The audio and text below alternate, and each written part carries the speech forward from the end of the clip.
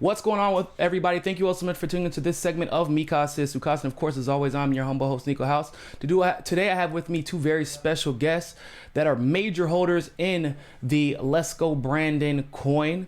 They are also two investors that have taken big issue with NASCAR's decision to renege on their original decision to approve the sponsorship in the vinyl on Brandon Brown's car. Go ahead and introduce yourselves for the crowd, people.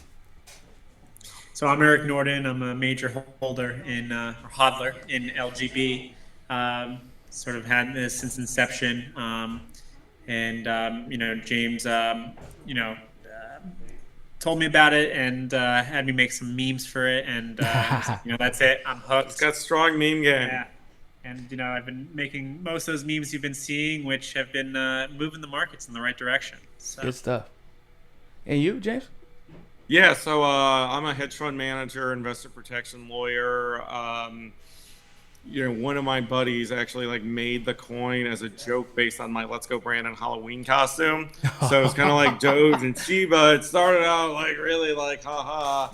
But the cool factor just amplified by 10. It was, by the way, it was so cool. And then we were just saying, I used to do RT back in the day when I was litigating the MF Global bankruptcy all the time. And one of my friends, Jeff Carter, was friends with my friend who made the coin, and then gave me 1 trillion coins as a thank you for the 10-year anniversary of the MF Global bankruptcy, where I helped recover 6.7 billion pro bono for fraud victims.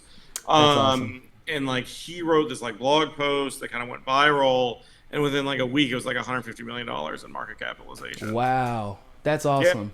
Yeah. Then we've done $500,000 in charity, done some cool stuff with it. Hey man, see, even memes can go towards good causes. So what was the original reason that this coin was created? I know the joke was the Let's Go Brandon from the NASCAR chant that kind of got, people have been poking fun at it, but I know that there's a greater purpose that the coin was created. Can you go ahead and elaborate on that for me? Yeah, we like to say it's a meme coin with a message. So, it started as a joke, but it got serious in a hurry. And, a lot of us take issue with just being blatantly lied to. Like when Kelly Stavas at NBC decided to say, well, the crowd, they're not saying what we all know they were saying. They were saying, let's go Brandon. It's kind of like a double entendre, right? And it's come to mean, I think, a lot of things. We're sick of being lied to by the media. We're sick of COVID policy that is in direct contradiction to, actual science, not what people try to force on us as science, masks. Fauci was on TV, March 2020 being masks don't work, they're useless, yada, yada, yada. Then before you know it, there's a mask mandate. And last week, they come out saying, you know what, actually, those cloth masks, they don't do anything after all. So basically the inconsistency and disingenuous nature of the media, how they just push whatever out there while simultaneously silencing people who dissent from whatever prevailing narrative may be ongoing at the time, basically. Dude, that's really well said. We should hire you. Also, NBC created this phrase, right? Kelly created this phrase, and then NBC comes out, I think it was 2-3 weeks ago, saying, if you say "Let's go Brandon," you're a white supremacist. I'm like, you guys made this phrase. Yeah, but if you say the phrase, NBC, making fun of the segregationists, then you're actually a white supremacist. Oh, exactly. Wow. Yeah. So it's the hypocrisy is just an unmatched, different level, and this sort of what this coin is sort of more of a protest, a way to sort of digitally express your your disdain with everything that's going on, from supply chain management issues to inflation. It's really a dire and drastic situation we're in as Americans now. Yeah, and I 100% agree. And I think that a lot of people equate, whether or not it's Biden's fault personally, a lot of people equate and associate this administration with censorship. After all, it was Biden's emails and Hunter Biden's emails that were leaked that were then, if you posted those emails or posted anything about those emails, even articles that were confirming those emails, you were being banned off of social media. You were being, New York Post was being penalized by the algorithm on Google. And so a lot of people have begun to associate this administration, Biden's administration, with authoritarian censorship. And so it can be understandable how this can be very attractive to people who feel that way. So what do you feel about, so NASCAR originally approved for Brandon Brown to be sponsored by you guys, where he could draw. I mean, I see you already spent the money. I got the car all looking pretty and all that good stuff. Made the press release. You had the papers, and then all of a sudden they reneged. How do you feel about that? Well, I mean, look, I'm a lawyer, and what they did is illegal, right? You know, people went out, they bought the coin based on the sponsorship. They didn't even know about it before the sponsorship was approved in writing by NASCAR's director of operations. Like, a lot of media try to cast FUD out there, fear, uncertainty, and doubt, and be like, oh, the team tried to sneak it in. Like, they had discussions since November that NASCAR had said the phrase "Let's go Brandon," they don't want trackside, but LGB coin is fine. I was in Brandon's pit in November in an LGB coin shirt. Okay, NASCAR was well aware of that, right? And it's like, look, we made the compromise, and talk about the coin, make sure Brandon is well funded to race the best possible car, live his dream. Because remember, Brandon didn't ask for any of this. Okay, Brandon didn't make up this phrase. Like, his friends was just doing his thing one day. What? He was just doing his thing. He was just driving, winning. It was like the joy in his face in that video, and to see how happy he was winning at Talladega, and then like the misery that's happened because he's been harassed, his girlfriend's been harassed, like friends and family, because the people who are offended by this, which, by the way, a lot of people who are offended and call "Let's Go Brandon" a right-wing slur. You look at like the Defiant L's Twitter account, and it's like those same people were spelling out F Trump. Right? Like, they had no problem saying that. That wasn't a slur. That wasn't disrespectful to the law. Very true. But, I'm a leftist. I'm a leftist. And I know that there are a lot of leftists like myself and my team who firmly believe in the "Let's Go Brandon" message. Because he's a neocon. I don't understand why people associate him with being a leftist. It's so much more than that. And you touched on it earlier, right? It's not just Brandon, right? It's the entire administration. You look at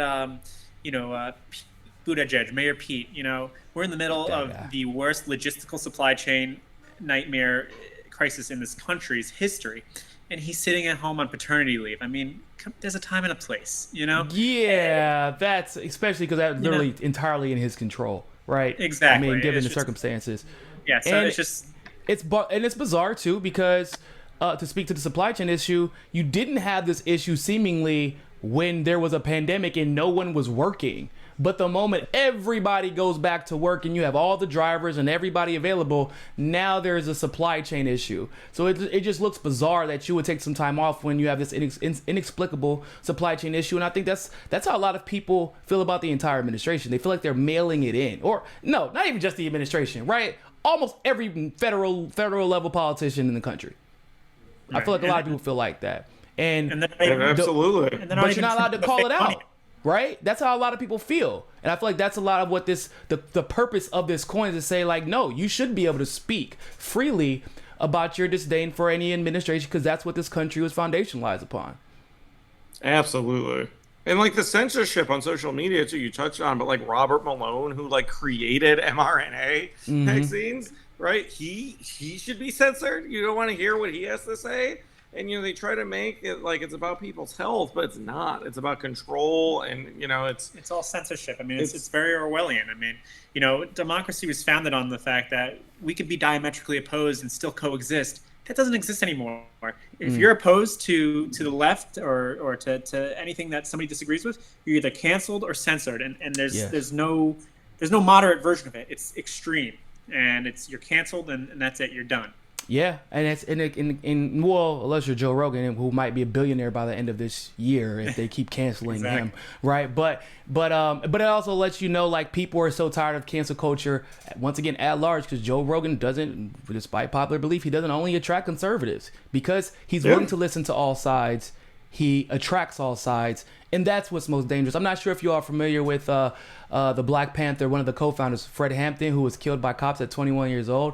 He was killed because he created a rainbow coalition that actually converted white supremacists into black liberators. They were literally white supremacists, and he converted them by working with them on local issues that had nothing to do with race, to the point where they felt so much pride fighting alongside these particular Black Panthers in Chicago that they were challenging the system together and rebuked their racism and white nationalist tendencies. And right after that is when they killed Fred Hampton, because unity is literally the most powerful thing in this country. And when you have censorship and these dichotomies, false dichotomies, I might add, that these establishment figures push, it prevents that unity from happening and therefore prevents progress. And I see that this coin is an attempt to just say, hey, man, we should all be able to talk and we should all be willing to listen simultaneously, right?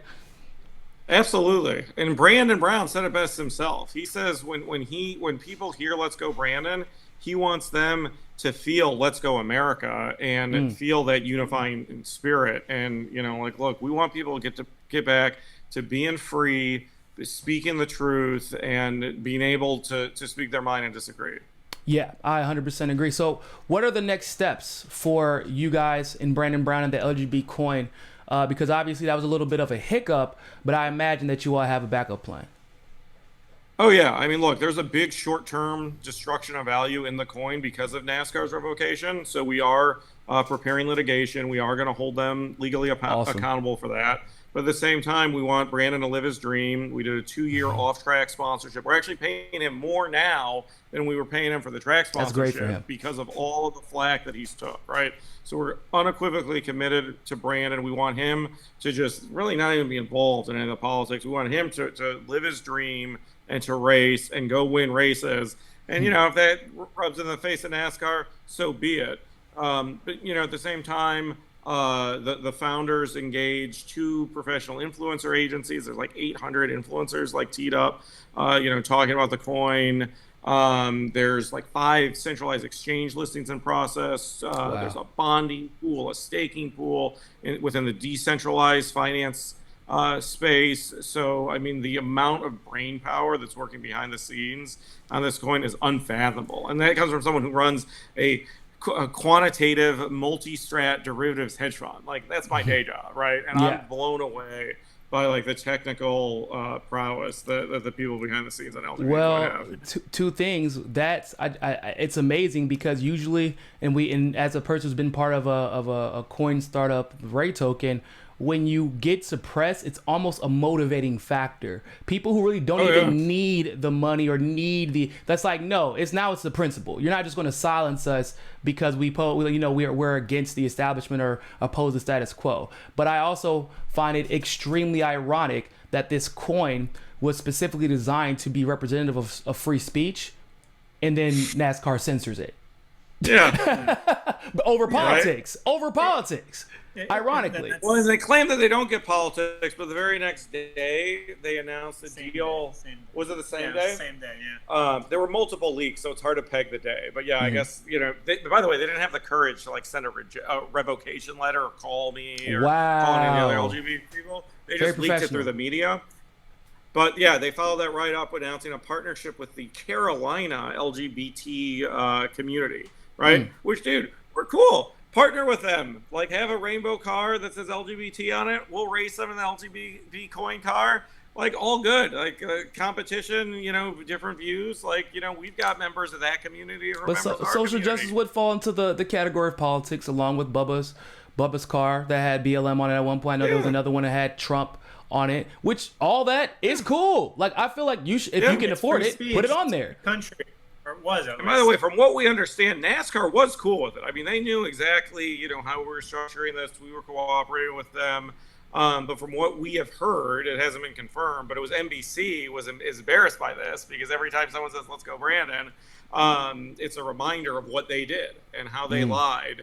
So we heard that they came to NASCAR and asked them to revoke it. So look, they were going to punish them as far as their TV deals, right? Yeah, and I'm sure it's a big TV deal. Hopefully it's more than, the 300-400 million that I expect to win in court against NASCAR, right? They're a business. And, if it's $1 billion deal and they got to pay us $400 million and keep it happy, okay, so be it, right? That's a business decision. It's like Fight Club, companies knowing about recalls. And is the recall going to cost more than the liability claims? It's an evil part of big business. And, NASCAR sure seems to be pretty evil to me. But we'll have our day in court, and I'm the DJ Khaled of law, and all I do is win. So I'm looking forward to it.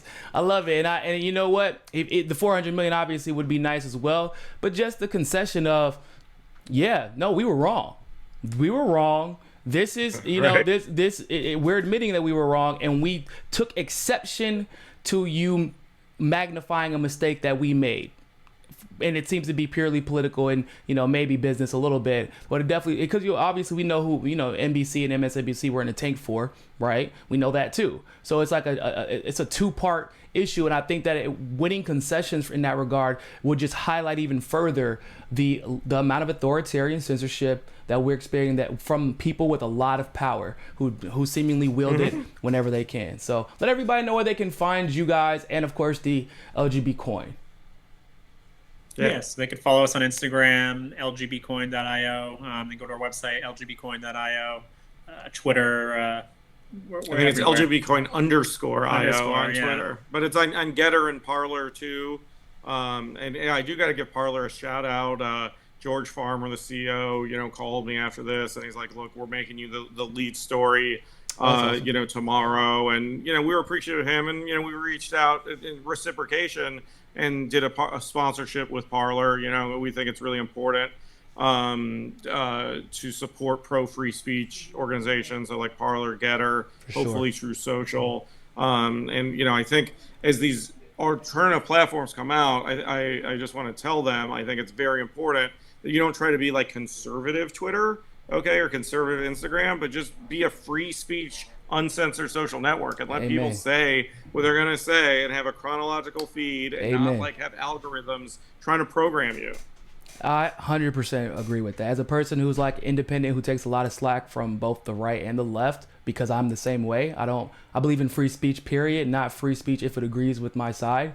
But I do believe that when you put all the information out there and give people the autonomy of information, they make the best decisions going forward, and that's how we get the best outcomes for everybody, whether it be culturally or politically. So definitely 100% agree. And shout out to Parler for that, man. That's dope. That's awesome that they would do that. And so George is the man. You say he's the man? Good stuff, man. Good stuff. So lgbcoin.io.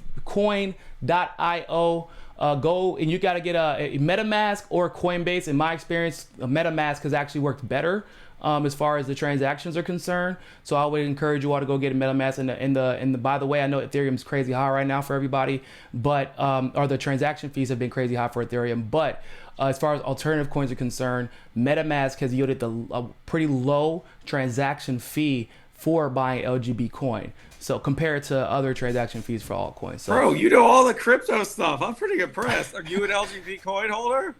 Yeah, of course. Yes, absolutely. The day, as soon as I found out about it, I was like, they're like, what are you doing? I'm like, I'm going to MetaMask and buying some coin right now. What do you mean? Any chance I get to throw the middle finger up to Joe Biden, I'm going to do it. I don't care what it costs. So yeah, guys, thank you all so much for tuning in. And for everybody else, thank you all so much for tuning in to this segment of Mikai Says Sukasa. Don't forget to like this video, share this video, subscribe, leave a comment below, but more than anything else, find your balance. Peace. Niko, you're the man.